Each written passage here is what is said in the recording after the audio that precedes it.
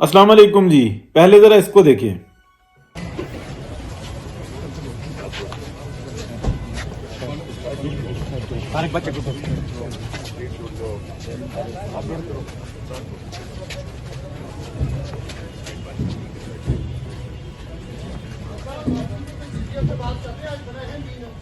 دیکھا ہے آپ نے کس طریقے سے دونوں طرف سے تین تین بندے شیلڈیں لے کے چل رہے ہیں، دو آگے اور دو پیچھے چل رہے ہیں، یعنی کہ اچھی خاصی تعداد ہے۔ اوپر سے اس نے ایک پیپے کے اوپر کپڑا ڈال کے، اور وہ پیپا یا کنشتر جس کو کہا جاتا ہے وہ سر پہ اڑا ہوا ہے، اچھا، اور اندھوں کی طریقے سے چل رہا ہے، اور کبھی ہاتھ ادھر لگاتا ہے کبھی ادھر لگاتا ہے، جیسے قربانی پہ بکرے کو لے کے چل رہے تھے نا بچے، یہ وہ صورتحال ہے۔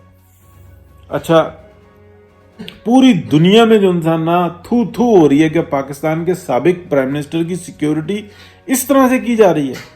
ہم وہ لوگ ہیں جنہوں نے 2008 سے 2013 تک بالخصوص جو جنگیں ڈکلیئر جنگیں ہوتی ہیں نا، اس سے زیادہ بارود کو بھگتا ہوا ہے۔ ایک ایک دن میں 6 8 10 دھماکے ہوتے تھے پاکستان میں۔ یہ ساری صورتحال ہم نے دیکھی ہوئی ہے، اور ہم اس کے اوپر انالیسس کرتے تھے، اور میڈیا مینجمنٹ کچھ بھی نہیں تھی، کوئی سینسر نہیں تھا۔